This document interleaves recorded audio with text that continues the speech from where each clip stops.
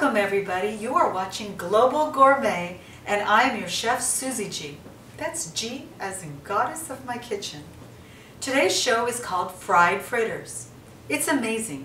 Everywhere I go, every place, corner, country, culture, on this planet there is delicious food.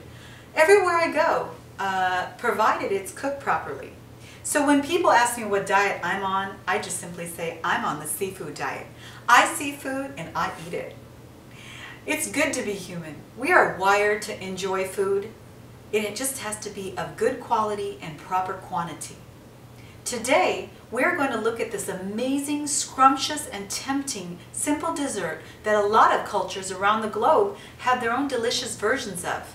Basically taking some kind of starch, frying it up, and finishing it off with immersing them in a sticky, syrupy sweetness.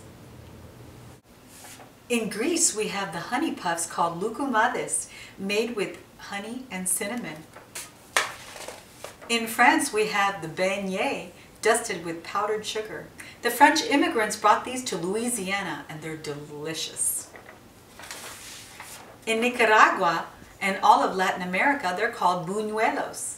In Nicaragua, they're made with cheese and cassava and tapioca, and they're dipped in sugar syrup. The buñuelos in Mexico and Colombia are a little bit different. In India, we have the jalebi and the gulab jamun. Our Native Americans have the fry bread, which you can eat with honey and butter. And here in the USA, we call this the donut. We humans are so much more alike than different. We come up with such similar kinds of foods. It's simply our human nature. The way we create may be slightly different, and that's simply based on creativity and geographical location, and whatever was available at the place of origin. Now I'm going to demonstrate for you my Global Gourmet classic recipe, my version of the fried fritter. So this is what we do. We take 3 cups of flour and I just sift it really well, like so. And I like to use a bowl that's like a mesh bowl like this, and it aerates the flour and makes it really nice for us. And so once we sift the flour, we set it aside, like so. And I take a bowl and I take 2 eggs and I whisk that really nicely. Set that there. I add to the eggs a ½ cup of melted butter.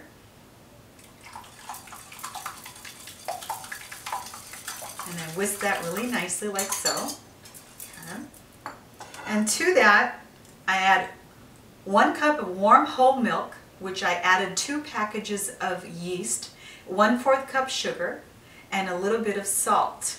And I add that to our butter and egg mixture like so. And make sure you get all of the nice yeast and milk into your egg mixture, egg and butter, and we whisk it so you get that nicely incorporated. Okay. And once the egg and butter and milk and yeast have been mixed like this, we slowly add the liquid mixture into our sifted flour. Okay. So we slowly add this and we slowly stir our mixture of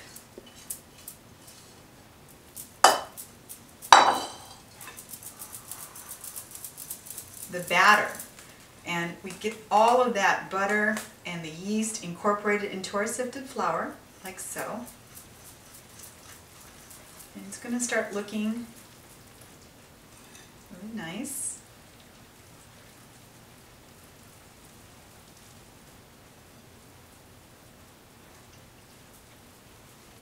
So now I've thoroughly mixed my fried fritter batter, and everything's been really nicely incorporated, and it's looking like so.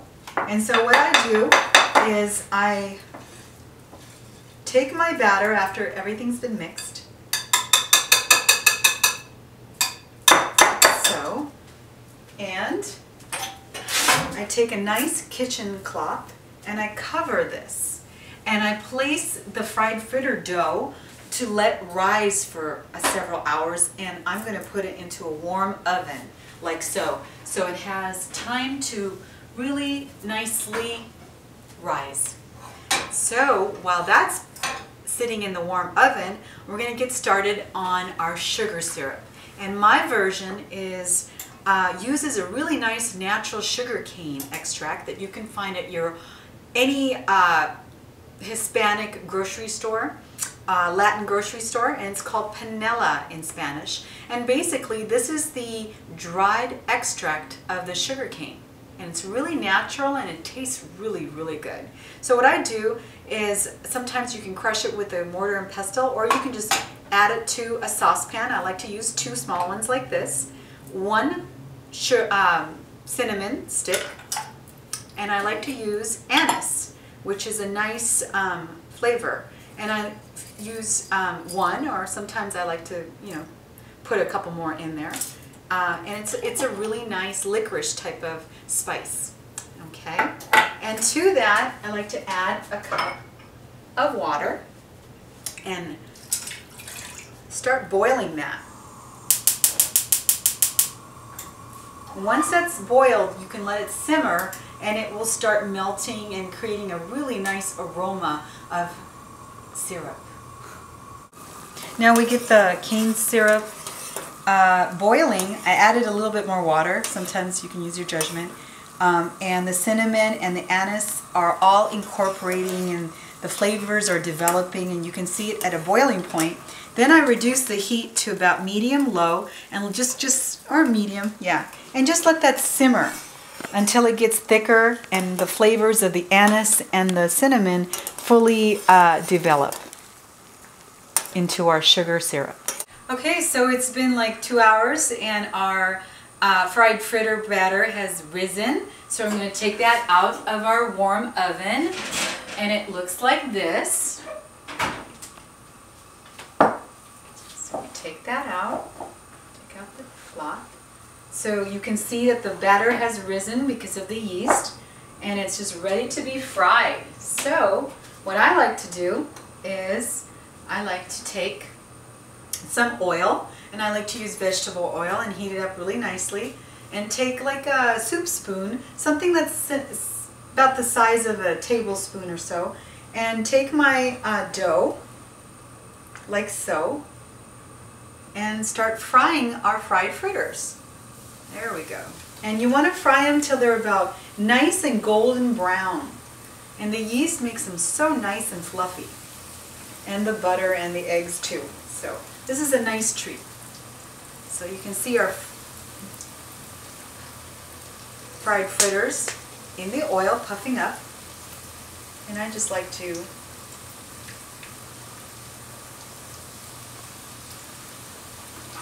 and if they get too brown right away, all you have to do is lower the heat. So this is what I do, and I just like fry them up like so.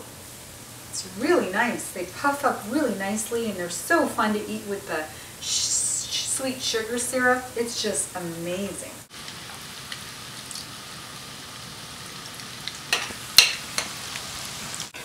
We do it in batches.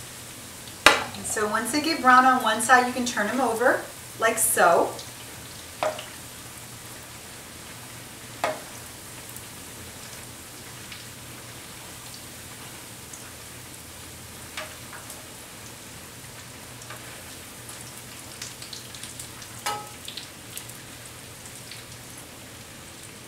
Isn't that gorgeous? These are the fried fritters that are so prized, and just everybody loves these. And they're so puffy, and especially when you bite into them, and they're kind of chewy and have that air created by the yeast and the sugar and the butter and the eggs. It's just a nice treat to have once in a while. So I let them fry until they're golden brown, a couple minutes on each side.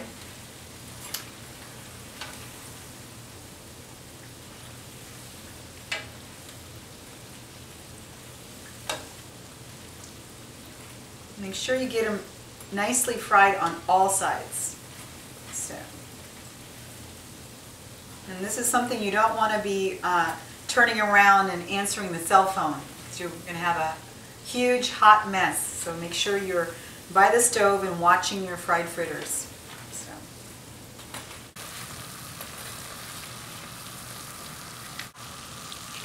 They're frying real nice and golden brown. I like to open, you can see how aerating the flour, look at that. Look at and the yeast and the sugar make the dough nice and airy like that and chewy. So this one looks done. So I like to make them kind of golden brown, and then I like to put it in a dish with some paper towels to let them drain off excess oil. Take out my golden brown ones, like so, and do another batch. Once I get all of them, all my fried fritters of this batch out, then do another batch and we finish and let them cool. Now when we have all of my fried fritters, I like to find a nice tray to serve them, and I let them cool on paper towels. So once they're cooled, I like to arrange them on my bamboo platter and then put a bowl in the middle. And I take my sugar cane syrup sauce with the anise and the cinnamon, and I just pour it into the middle like this. And I leave a spoon so people can serve themselves in the dishes. And basically, what I like to do is I like to try what I've made. So I like to open one up, ooh, and have to try it, make sure I did it correctly. That is so good. Wow. Nice and sweet and crispy. Now that is a fried fritter. So I can't tell you how many jaw-dropping smiles of appreciation I get every time I make my fried fritters and serve them to my friends and family. Good food with good friends and family equals a great life. A recipe for success in any home. Now it's time for our spice of life. Ladies, you are the heart and soul of your home. See this pot? You are the pot. You decide which lid fits your pot. If the lid doesn't fit, you must quit. Don't do it. An improper lid in any way, shape, or form, don't do it. You'll feel it inside. Listen to that voice. Don't settle. See this cup? When I add sand to the bottom, it goes all the way to the bottom. Don't settle ever in your life. You young girls, go after your dreams and look at your options. How he treats his mama is how he's going to treat you. That's, for any boy, that's the first woman in his life. And if he hates her, stop. Do a 360. Run for your lives. There's a 99% chance that this guy is a schizoid. Grade A prime slime. You cannot change a man. Ladies, you want a man of good character who can respect you. He has his time, you have your time, and then we have our time. And if you made a mistake, that's okay. We can reinvent. Love yourself. We are multitasking masters. You are meant for better. Have faith in you.